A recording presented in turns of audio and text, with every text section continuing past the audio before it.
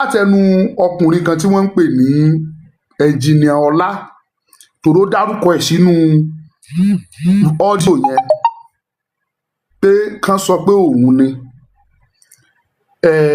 ṣe rí kíní kan ẹ jẹ́ kọ́kọ́ sọ nǹkan kan fáwọn ọmọ Yorùbá. Ìṣòro táwa ọmọ Yorùbá ní òun ni pé tá a bá rí ọmọ Yorùbá tó dìde ká jákulẹ̀. Tá a bá rí ọmọ Yorùbá tó ń gbérí tó ń ṣe dáadáa níbikíbi tó bá wà ká jábọ́. Ìwà wa ọmọ Yorùbá nìyẹn láti bẹ̀rẹ̀. Ara àwọn ìwà yìí ló fà á tí Yorùbá fi wà lẹ́yìn nínú Nàìjíríà títí dèní eléni. Gbogbo ẹ̀yin tẹ́ ń wò ẹ máa kọ́mẹ̀ntì yín síbẹ̀, mo fẹ́ máa rí kọ́mẹ̀ntì yín. Tẹ́ ẹ bá wo ìgbà ayé bàbá Awólọ́wọ̀, nẹ́tíwọ́ọ̀kì máa ń fọ́ mi jẹ ooo. Tẹ́ ẹ bá wo ìgbà ayé bàbá Awólọ́wọ̀, bí wọ́n ṣe títí tán dìtẹ̀ mọ́ Awólọ́wọ̀ tí wọ́n jẹ́ káwólọ́wọ̀ débi tó yẹ kó dé nìyẹn. Yorùbá yìí náà ni abánidìẹ. Ìgbà tá Bíọ́lá náà the same thing, Yorùbá la bá nídìí ẹ̀. Tá bá rọ́mọ Yorùbá tó dìde, Yorùbá gangan ló máa jẹ́ number one ọ̀tá fún ọmọ Yorùbá tó dìde yẹn. Òun lẹ̀ ń rí lórí ọ̀rọ̀ Sunday Igboho. Kí n tó lọ sọ́dọ̀ ẹnjìnìà Ọlá ẹ rí i pé shit. Oh.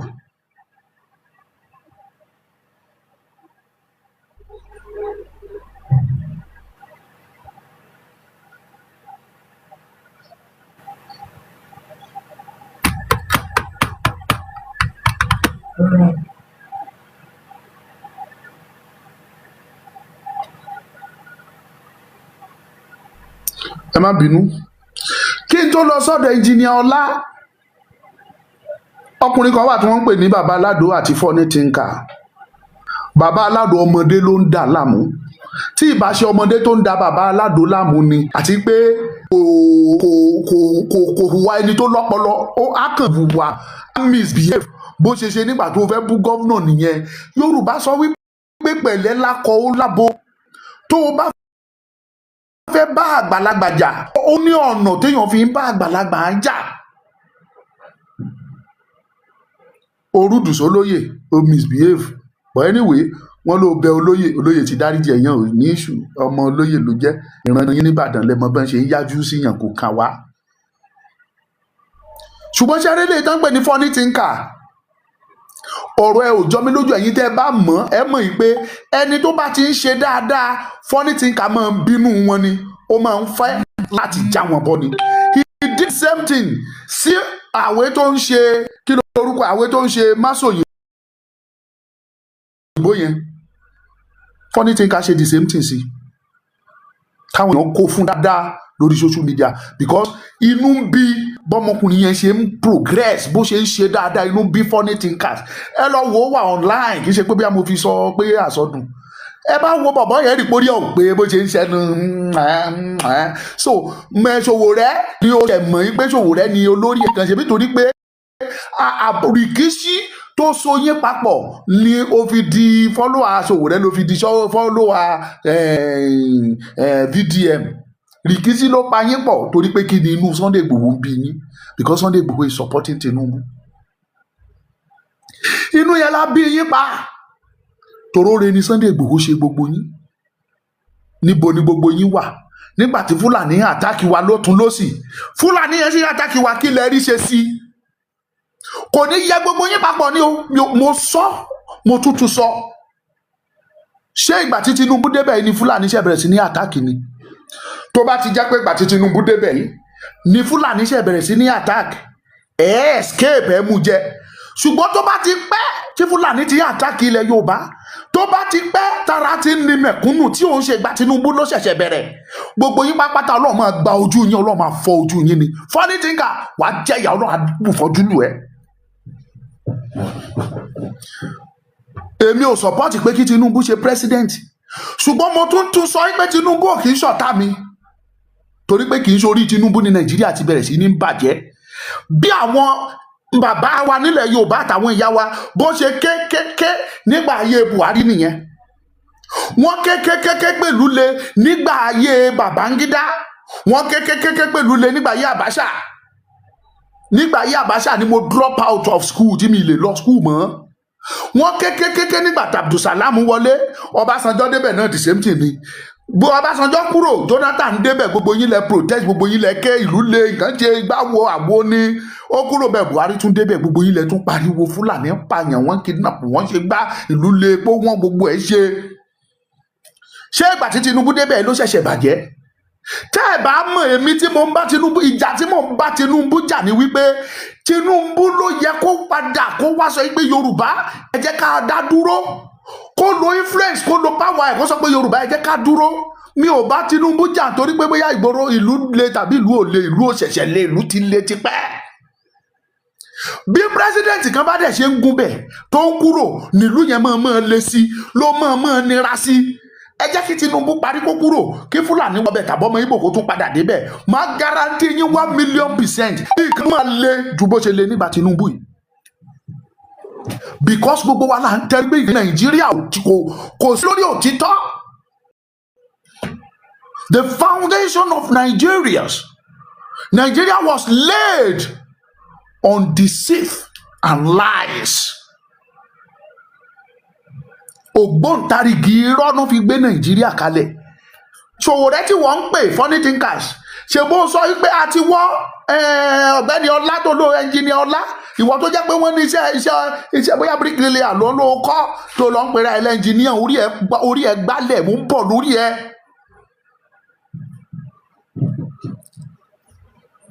Nàìjíríà ò ṣe dojúdú, kì í ṣe Tinubu ló dojú Nàìjíríà rú. Ó lè contribute, ẹ má ṣe mí gbọ́, ṣùgbọ́n Nàìjíríà ti ń bàjẹ́ tipẹ́. Tí Tinubu bá kúrò ńbẹ̀, tẹ́lòmíì tún débẹ̀, ó sì tún máa bàjẹ́. Ìyẹn la wá rí tàbárò láti bẹ̀rẹ̀ tá fi sọ pé kò sí solution ní Nàìjíríà ju pé ká pé kóníkálukú ṣe tiẹ̀. Ṣé wọ́n ṣẹ̀ṣẹ̀ ń pààyàn ní Nàìjíríà ní mass killing ni? Ìgbà tí Buhari wà ńbẹ̀ kò lóye èèyàn tó kú ní Benue ni, kò lóye èèyàn tí wọ́n pa ní Jos ni, wọ́n pààyàn lánàá, wọ́n ṣe gbogbo ẹ̀ ń pariwo Sunday Igboho ṣe support Tinubu. Mi ò support pé wọ́n pààyàn. As a matter of fact, ó ń dùn mí nínú ọkàn mi, mo dẹ̀ sì dúró lórí ọ̀rọ̀ mi pé Tinubu, you are not helping the Yoruba people. You knew Tinubu mọ̀ pé Nàìjíríà cannot work. Nítorí ẹ kó ṣe fún wa ni pé ká pín kóníkálukú ṣe tiẹ̀. Tí ò bá rọrùn, there are strategies tá lè lò pé àwa tó bá yẹ kẹ́ ẹ pèsè kẹ́ ẹ jẹ́ ká jù sí yín. Tí Nàìjíríà fi mọ́ pín kóníkálukú á ṣe tiẹ̀ kí peace lè rè. Gbogbo yín pátá ẹ kóra yín jọ, ẹ bẹ̀rẹ̀ sí ní dìde ogun, ẹ ń sọ̀rọ̀ sí Sunday Igboho gan, wọn ò gbẹ́nu ẹ̀fọ́ alágbàfọ́. Bó bá jù fún wa fún ẹ jẹ ni. Àwa gan bí ò tiẹ̀ fún ẹ, àwa sójà ẹ̀ àwa bí a fún yín jẹ. Torí olóore ni Sunday Igboho jẹ́ sọmọ Yorùbá. Ìgbà tó ń pa ẹ̀yin ọmọ Yorùbá ẹnìkan ṣoṣo tó dìde sọ̀rọ̀ ní Sunday Igboho. Ibo ní Sowore wọlé sí? Ìgbà tí wọ́n àtàkì lọ́tún, mo wo fídíò tí Sowore sọ pé òun lòun fight fún àwọn tán kó ní ilé. Sowore ẹnu ẹ̀ yadé pàkọ́, bọ́sìtà búra tó bá jẹ́ pé ó jà fún àwọn ọmọ tí wọ́n kó lọ tí DSS kó lọ sí Àbújá, tó bá jà fún wọn, búra síta kó fi ọmọ ẹ àti ìgbésí ayé ẹ kó fi búra, Ọmọyẹlé Sowore, pé ó jà fún wọn. Kò ní yẹ gbogbo yín papọ̀ pẹ̀lẹ́ yín àti rọ́tẹ̀ ń pàkiri. Ǹlẹ́ o Mr. Funny Thinker, tó o bá ti lọ sówí agbẹjẹmọ́wọ́ sórí gbogbo dáadáa tó ń ṣe yẹn, á já lójú ẹ, ẹ̀tẹ́ ló máa fi gbà. O ṣé o kàbùkù lórí Máṣòyìnbó, the same thing ló ti ṣe ìgbà tún tẹ́wàá kàbùkù àwọn tó ti ṣe sí gbogbo information yẹn á ti gádà ẹ̀, ẹ̀tẹ́ ló máa fi gbà. Kò sí kan tí Sunday Igboho fẹ́ fi ẹ ṣe, ìwọ kéré owó ẹ̀. Nígbà tó délé Sunday Igboho mọ bó ṣe tó ló ṣe ń ṣẹnu jálajàlá ń sọ̀rọ̀ sí. I don't blame you. Nítorí pé this man ó ṣí ọwọ́ ẹ̀, ó gba gbogbo èèyàn mọ́ra, òun ló ti lẹ ṣe ń ṣe rádaràdá tẹ́ ń bá bálabàlá ń kiri. It's not your fault. Mr. Engineer Ọlá tó lo Engineer Ọlá, jẹ́ kí n sọ fún ẹ, kò sí nǹkan tẹ́ ẹ bá ṣe tẹ́ ẹ ní jèrè ní tí bá ṣe inú Yorùbá Nation ní a ṣe. Ẹ pín fídíò yìí kó dọ̀dọ̀ ẹ, Engineer Ọlá ọmọ Oǹdó ni, ọmọ bíbí ìlú Oǹdó. Ẹ̀yin Oǹdó yìí gangan, ẹ kí n clarify gan. Tí bá sọ pé ẹ̀yin Oǹdó, mi ò sọ̀rọ̀ Oǹdó state o, Àkókò lè bí omi oṣù Oǹdó o. àkókò wà nínú Ondo state ni ẹ̀yin Ondo gbọngbọngbọn ní ọ̀pákú tẹ́lẹ̀ tẹ́ da Yorùbá nation rú ẹ̀yin Ondo tí ìwọ tó ń pè ní ẹnjìníà Ọlá yìí tó jẹ́ kan gbòógì nínú wọn tọ́lọ́run dẹ̀ máa dá ẹ lẹ́jọ́ ó ṣe dìde ogun sí Sunday Igboho inú bí gbogbo yín Sunday Igboho lédèrò ẹ̀yẹn gbogbo yín inú bí yín inú yẹn ló dẹ̀ máa bí yín pa ẹnjìníà Ọlá mo mọ̀ pé wàá sì jáde wàá sọ̀rọ̀ and I am expecting you kó jáde tí ìbá ṣe pé ọ̀fọ́nú ẹni tó ponú dé ó ṣe kúrò ní bíyà tó wà kó wá sí Nàìjíríà kó wá kò sí ṣọ́ọ̀tì Sunday Igboho lóye tó dẹ̀ fi pé kò lè tẹ́kì yẹn kò ṣe wá dé ìwọ wá sọ fún Sunday Igboho pé ó jáde kó wọnú gbé kó lọ jà kó lọ Kwara kó lọ fún Fúlàní orí ẹ ti gbálẹ̀ ṣé Sunday Igboho nìkan lọmọ Yorùbá tí Sunday Igboho bá sọ yìí pé Yorùbá o bọ́n ṣe ń pa àwọn èèyàn mi o inú ń bí mi o kò dáa o mo fẹ́ jà o ìwọ náà ò ṣe sọ pé Sunday Igboho o ti tẹ̀lé Tinubu get out a lè àgbà fún ẹ mọ́ èmi mo fẹ́ take over o ṣe máa bọ̀ kó wò bí àwọn Yorùbá ò tún ní tẹ̀lé ẹ ó wà ní Libya níbi tó ti ń ṣiṣẹ́ 300 naira per day àbí kíní kan ìwọ náà ń prove ó ṣe bẹ́ẹ̀ ni pé original ni ẹ orí ẹ ti gbálẹ̀ tọmọ gbogbo tó ti ń dára ó ti fara kò sí àrà tó ti rú wa ìdá ó pè wá lè oníṣe láfowó Yorùbá nation kọ́lé oníṣe láfowó Yorùbá nation ṣe tí olóògbé lára jìbìtì model ti challenge yín many times jáde sí bá mo ti sínú ìjọ Yorùbá nation ẹni tó bá parọ́ gba 1 naira lọ́wọ́ òun rí kẹ́nìyàn ti jáde sọ ìṣẹ̀dá mi a máa bá ènìyàn jà lọ́sàn-án àtòru ni ẹnìyàn ò ní nísìnyí mi ní parọ́ gbogbo tí tẹ́bi bá ń pa mí màá yà sọ fún ẹ pé ebi ń pa mí mo fẹ́ jẹun ẹ fún mi lówó sa ebi ń pa mí màá gbà kí n parọ́ fún ẹ pé mo fẹ́ ṣe báyìí mo fẹ́ ra màálù mo fẹ́ ra ti bí ìṣẹ̀dá mi kọ́ kò sí mo sọ fẹ́fẹ́ ni mo wà tí mo ti ń sọ sí gbogbo àgbáyé kan dáhùn kan sọ ìwọ tó bá ní ọmọ Lucas send account ẹ fún mi mi ìtọrọ bó o bá fún mi mo appreciate ẹ ṣẹ̀dá mi appreciate ẹ pé ó pọ́n mi lé o kà mí sí ló ṣe fún mi mi ìṣiṣẹ́ owó sọ́wọ́ ẹ mi ìdẹ̀ regret yẹ ìwé ẹnjìníà Ọlá yìí mo mọ̀ pé ó ti so many times àtẹ̀yìn àtàwọn ikọ̀ yìí kan mo mọ̀ pé o sì tún máa tún lò jáde fẹ́ sọ̀rọ̀ kò dẹ̀ ní yẹ ìwọ ń sọ̀rọ̀ sí Sunday Igboho iṣẹ́ tí Sunday Igboho ṣe ipa tí Sunday Igboho kó nínú ìrìn àjò Yorùbá nation ṣé kò ní ṣebí Libya ń bè lójó kó sì èlò ní Libya sí Nàìjíríà èlò ló fẹ́ fi gbé tíkẹ́ẹ̀tì ó ṣe wá kó jẹ́ kájọ fọwọ́sowọ́pọ̀ kájà yẹn tó bá Sunday Igboho mọ̀ ń ṣe bá ọmọ Yorùbá ló pẹ́rẹ́ àti yẹn ẹ̀yin Ondo yìí ẹ̀yin ni alábọ̀dé ẹ̀yin ni ikú ẹ̀yin ni oníkúpa ni ẹ̀yin lẹ mú Yorùbá ní ṣe ẹ̀yin lọ wo ọwọ́ yín làbá ń bẹ̀. ìkan náà wà ní France tó lóun bàbá Lábísí kìíní kan bàbá Bísí Ondo ìkan náà wà Akérèmísí l'Amẹ́ríkà Ondo nìyẹn náà Akérèmísí Ondo ni bàbá Adébísí France tí mo sọ yìí ọmọ bíbí Ondo náà ni eléyìí tó lọ ẹnjìníà Ọlá náà ọmọ bíbí Ondo ni wọ́n bẹ́ẹ̀ kí má kàn tí ẹ máa mẹ́sọ̀ orúkọ wọn ní pé àwọn dìde ogun tí wọ́n dìde ọ̀tẹ̀ tí wọ́n wó Yorùbá nation láti dé wá sọ́jà bàbá Akíntóyè gbogbo èrò wọn lọ́sì ní pé kí bàbá Akíntóyè kó jábọ́ kí Sunday Igboho kó jábọ́ kán lè rí excuse bàbá yẹn kan rí ẹ̀yin wá rò pa lálẹ́ òní bí gbogbo yín pátápátá ẹ pín fún Akérèmísí babaláwo ló pe rẹ̀ kó lè mọ bó ṣe máa ṣoògùn sí mi tá a fi pa mí dànù ní kíákíákíákíákíá ẹ̀yin rò pa lálẹ́ ilẹ̀ Yorùbá òní bí gbogbo yín pátápátá àwa òun mi ń ṣe bébì tó bá jù mí lọ ojú mi ìyẹn ò sọ pé mo jẹ́ ọmọ àná ó lè jù mí ká má rí irú ẹ̀ rí with my age I should be able to identify between right and wrong. Gbogbo burúkú tẹ́ ẹ ti ṣe sẹ́yìn yẹn kì í ṣe pé àfojú wa rí àfẹ́ kí nǹkan dàrú ńgbà yẹn ni ṣùgbọ́n síbẹ̀síbẹ̀ ẹ dàrú ẹ bàjẹ́ ẹ̀yin lẹ fọ́ Yorùbá nation. ẹ dẹ̀rù pa Ọlọ́run ò ní bí gbogbo yín Ọlọ́run á bí yín ìṣẹ̀dá ìran ọmọ Yorùbá á bí yín. Now mo fẹ́ bèrè lọ́wọ́ ìwọ ẹnjìníà Ọlá kí ni Sunday Igboho ṣe fún ẹ? Sunday Igboho sọ pé òun support Tinubu ṣé òun lẹ̀ṣẹ̀ tó ṣẹ̀ ẹ́ ẹnjìníà Ọlá tó o bá tẹ́ ẹ lọ́rùn ìwọ gbé aeroplane ra tíkẹ́ẹ̀tì kó o fò wá sí Nàìjíríà sọ fún gbogbo ọmọ Nàìjíríà gbogbo ọmọ Yorùbá yìí pé ọmọ Yorùbá o a lè trust Sunday Igboho mọ́ kò sí nínú wa mọ́ kò bá wa ṣe mọ́ ó ti ń ṣòṣèlú mo ti wá take over èmi ni mo fẹ́ máa lead security yẹn sìn mo tó ṣe mo tó gbà ó ṣe ṣe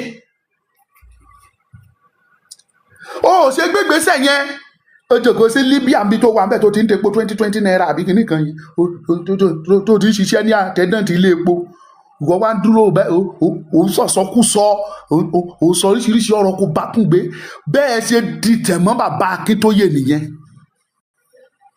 Kí ló ta ló ṣépè fún ìran Yorùbá, ta ló ṣépè fẹ́yìn burúkú yìí nínú ìran Yorùbá? Èmi ò sí lára àwọn tẹ́pẹ́ ń já o. Ọmọ Yorùbá pọ́nbélé dẹ̀ níran mi, ó flow ni ó ń jà rìnrìn ní gbogbo ara mi ní all across. Ta ló ṣépè fún yín gan-an?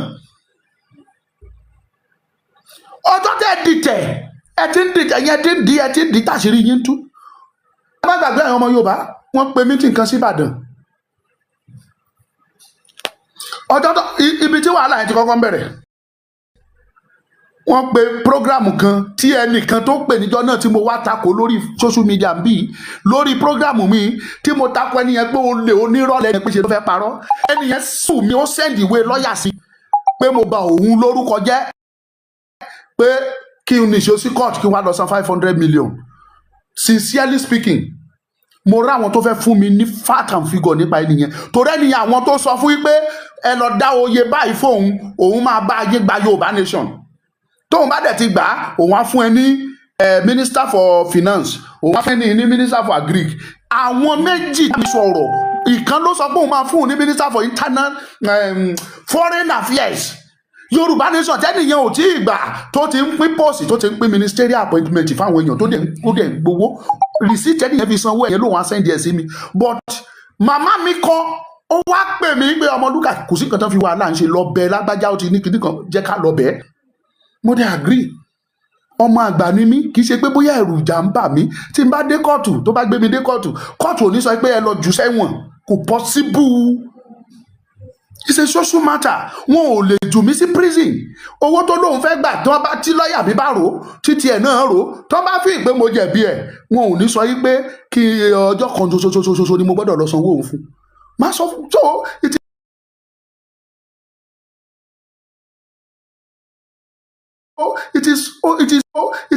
it is obvious pé a kàn tra àti pé kí àlàáfíà jọba. Ìyá mi yẹn gbé mi dání àjọ lọ́bàdàn lọ bẹ́ẹ̀ ni tí mò ń sọ ya bẹ́ẹ̀. Nídìí ọ̀rọ̀ yẹn àwọn tó pe ìpàdé tó pè lọ́jọ́ náà lọ́hùn, ẹnjìnìà Ọláburúkú yìí ó wà lára àwọn tó dìtẹ̀ òun.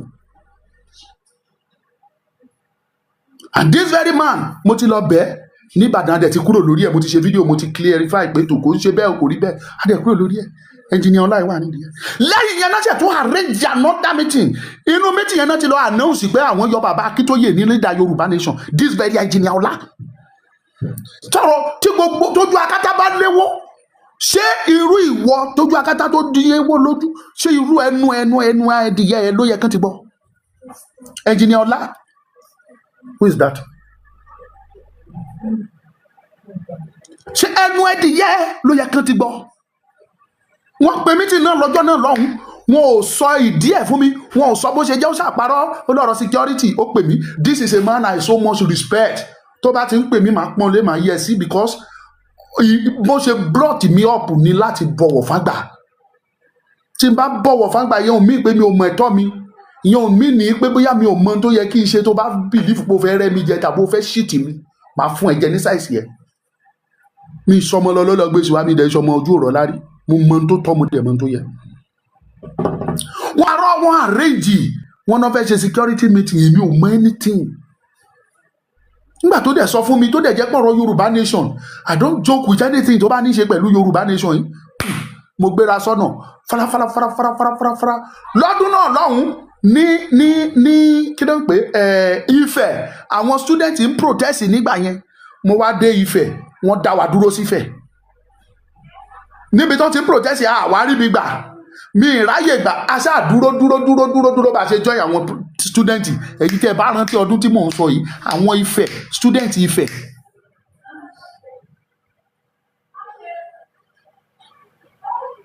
Àwọn student Ifẹ̀ wọ́n dá wa dúró, mi ìwà lè lọ. Mo dẹ̀ ń retí pé mo fẹ́ dé Ìbàdàn, àṣẹ Ọlọ́run mọ̀ọ́mọ̀ fi àwọn student yẹn dá mi dúró pé kí n má lọ bá wọn participate nínú ìpàdé ọ̀tẹ̀ tán pè ní Ìbàdàn. Nígbà tí mo máa bẹ̀rẹ̀ sí ní wo program yẹn pé kí n tiẹ̀ wo ibi tí ọ̀rọ̀ ń lọ, mo bá pe ẹnìkan, mo pẹ́ nìyẹn mo dẹ̀ sọ fún mo ní tó o mi ò ní lè wá o àwọn student ń protest wọn ò jẹ́ kí n kọjá o mo dẹ̀ padà sákúrẹ́. The next thing tí máa rí mo bẹ̀rẹ̀ sí ní wo program yẹn mo rí tán ti ń ka kí ló ẹnjìnìà Ọláì òun ló kọ speech yẹn jáde tí wọ́n kà á pé àwọn ti yọ bàbá Akíntóyè pé kò ń ṣe leader Yorùbá mọ́ nínú program yẹn wọ́n ṣe nìbàdàn lọ́dún náà lọ́hùn.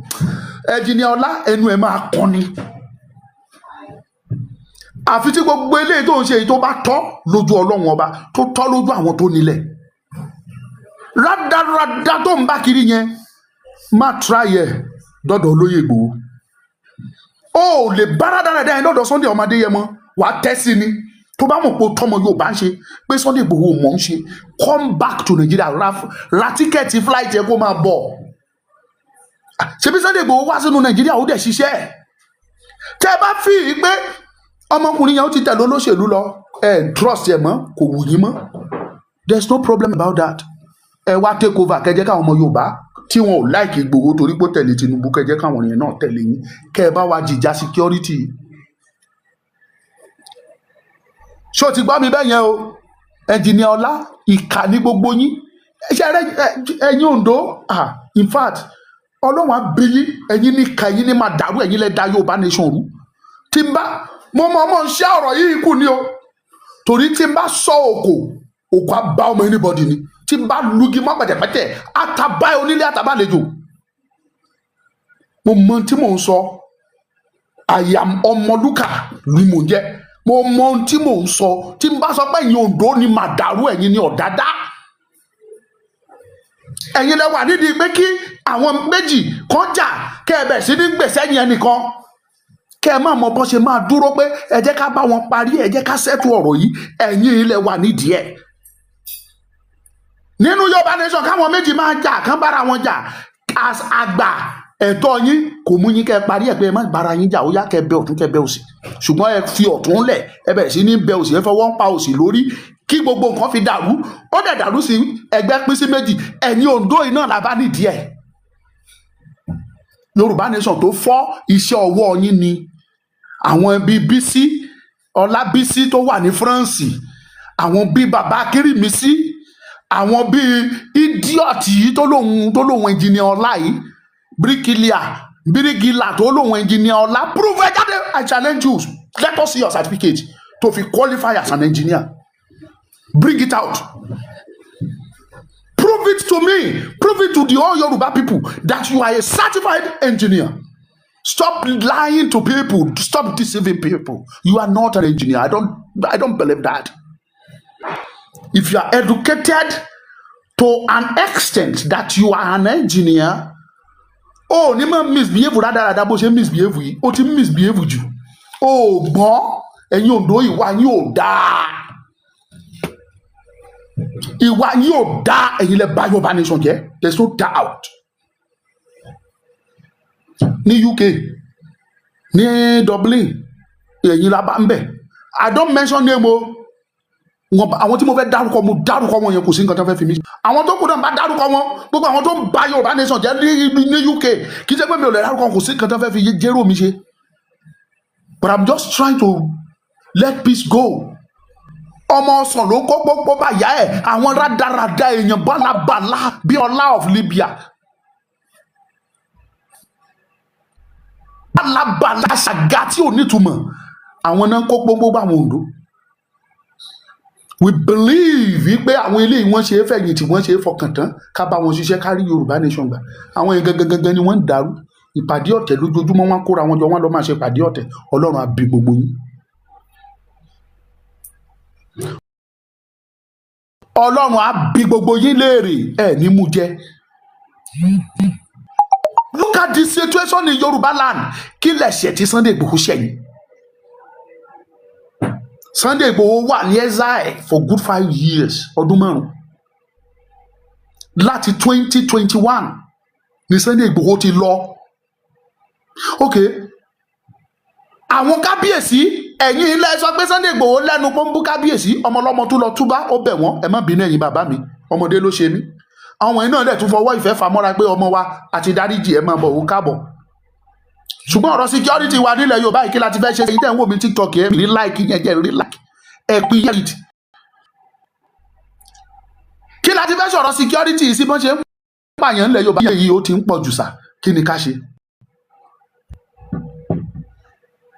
àwọn kábíyèsí ní òkè bàbá wa lọ́jà bá wa lọ sọ fún Tinubu pé Ìgbòho ti rẹ́dì o ọmọ wa ni a ti mú wá o á bá wa ṣiṣẹ́ yìí wọ́n dẹ̀ pé Ìgbòho wọ́n sọ fún ọmọ lọ́mọ Ìgbòho Tinubu ló lórí Nàìjíríà o a dẹ̀ fẹ́ gba security yẹn a fẹ́ gbà á fẹ́ gbé fún ẹ kó lè bá wa ṣiṣẹ́ yẹn ọwọ́ Tinubu la ti fẹ́ gbà á ṣé ẹni tá a fẹ́ gba nǹkan lọ́wọ́ ẹ̀ ṣá máa bàjá tourism tí Ìgbòho ṣe declare fún Tinubu nìyẹn. Number 1 Tinubu ṣoore fún ó mórúkọ ẹ̀ kúrò ní wanted. Number 2 wọ́n fẹ́ gba security lọ́wọ́ ẹ̀ pé ókè ọ̀rọ̀ security lẹ Yorùbá yìí ò ẹ jẹ́ ká gbé fún lágbájá nígbà tí Jonathan àbí ta ni mo ló wà ń bẹ̀ nígbà tán gbéṣẹ́ fún Tòǹpòlò ìgbà kan náà gbé fún Àṣàrí Dòkúbo ìgbà Ọbásanjọ́ wọ́n gbé iṣẹ́ yẹn fún Àṣàrí wọ́n sọ Àṣàrí di multi-millionaire bóyá ó ṣiṣẹ́ òun bóyá kò ṣe God knows. Ìgbà tí Jonathan débẹ̀ ó ní Tòǹpòlò máa bọ̀ ìwọ ni mo fẹ́ gbéṣẹ́ yìí fún gbà lọ máa ṣe máa bá wa ṣọ́ pipeline kó máa guide ẹ̀ kó máa ṣe security pipeline wọ́n gbé fún ó dẹ̀ ń ṣe é.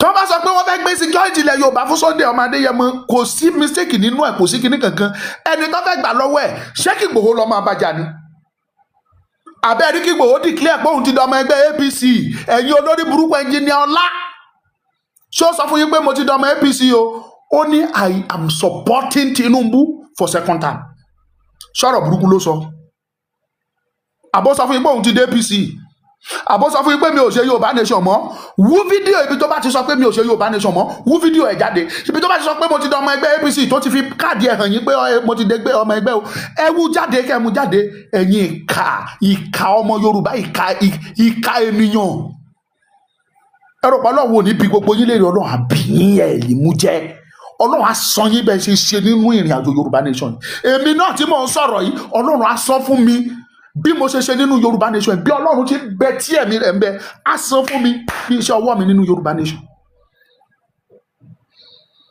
kò sí tí mo ṣe kò sí tẹ́ ẹ bá fún mi nínú Yorùbá nation mo ṣiṣẹ́ ju bẹ́ẹ̀ ṣe rán mi lọ mo ṣiṣẹ́ ju bẹ́ẹ̀ ṣe rán mi tó bá easy tó convenient ẹ ṣe ẹ̀yin ò ṣe máa bọ̀ láti Libya láti America láti Canada láti gbogbo ibi tẹ́ wá ẹ ṣe sọ̀kalẹ̀ wá Nàìjíríà kẹ́ wá jà gbogbo àwọn ibi tí mò ń kí ojúmọ́ tí mò ń rí ẹ ṣe wá kẹ́ wá rí ṣé rò pé mo lájẹsára kan ni àbí mo lóògùn kan inú kan ọlá inú kan Ọlọ́run tó ṣẹ̀dá ilẹ̀ Yorùbá yìí ó rí ọ̀rọ̀ kan lẹ́nu ọmọ ìran mi òun ló ṣe é tì lẹ́yìn ò jẹ́ kí n bọ́ sọ́wọ́ ayé tí ò jẹ́ kí n bọ́ sọ́wọ́ of kidnappers tán bá gbé mi ìdánilójú àpò ṣe é ṣe má lè padà lórí tán bá lọ discover pé bí mo ṣe jẹ́ rèé ọwọ́ kan náà máa pa mí ó ṣúọ̀ orí ọ̀fẹ́ Ọlọ́run alààyè ọba tó dá yàtọ̀ ọ̀run ni mò ń jẹ tó ń ṣàbòlé mi lórí ṣẹ́rù pa agbára mi ló débẹ̀ ni agbára wo ni mo ní oògùn wo ni mo ní ṣé mo lóògùn kan ni mo jẹ oògùn kan rí ni ẹ dìde kàkà kẹ́ ẹ dúró pé kí Yorùbá ká bọ́ nínú ìgbèkùn kẹ́ ẹ sọ̀pọ́tì ara wa ká mọ bí tá a fẹ́ borí ọ̀rọ̀ yìí tì sí ṣe lẹ máa dìtẹ̀ ẹ máa wọ́nà ẹni tó bá ti ń dìde yẹn bẹ́ẹ̀ ṣe máa wọbọ́ bẹ́ẹ̀ ṣe máa jákulẹ̀ òun lẹ máa wá kiri kí ni bàbá Akíntóyè gbé nínú gbá yín ogun lẹ gbé ti bàbá yẹn bàbá 80 something nígbà yẹn tó ti wọ 91 years lẹ́ni ẹ sì ń dìtẹ̀ bàbá oníbàbá ti dàgbà ń sìn ìwọ̀nba díẹ̀díẹ̀ lẹ́ni lè ṣe àgbà ti dé at 91 ìrẹ̀lẹ tí bàbá yẹn ṣe sẹ́yìn ṣe dá síbẹ̀ wá ẹ jòkó ẹ kẹsẹ̀ kó ẹsẹ̀ burúkú yín ẹ kó léra sí Libya níbi tó jòkó sí ẹ ń dúdúkúdú ẹ ń sọ̀sọ̀kúsẹ̀ ẹ ń dìtẹ̀ ọ̀tẹ̀ ló máa tẹ̀yìn rì Ọlọ́run tó ṣèdájọ́ gbígbóná fún Kórà Dátánì àti Ábírámù á ṣèdájọ́ gbígbóná fún gbogbo yín ẹnjìnìà Ọlá ó ti ṣiṣẹ́ o torí into voice note tó fi jáde yẹn ó ti ṣiṣẹ́ tọ́nà bá ti fẹ́ ba ayé èèyàn jẹ́ agbọmọlúwàbí lọ́wọ́ ẹ̀ àgbà sàdákàtà àgbà lọ́wọ́ ẹ̀ á sọ di ẹni yẹpẹrẹ ẹni lẹ́ẹ̀lẹ̀ ọlọ́run tí wàá gba iyì lọ́wọ́ ẹ̀ ẹ̀jìnìyàn ọlá ṣe voice note jáde fún mi ẹ pé fún mo mọ̀ pàdọ́dọ̀ ariwo ṣe voice note jáde kò ní dá fún ẹ tó bá ṣe tó o bá ṣe kò tún ní dá fún ẹ gan tó o bá dẹ̀ tún ṣe kò tún ní yẹ ẹ́. ẹ̀yin lẹ fọ́ Yorùbá nation ẹ̀yin la bá nídìí ẹ̀.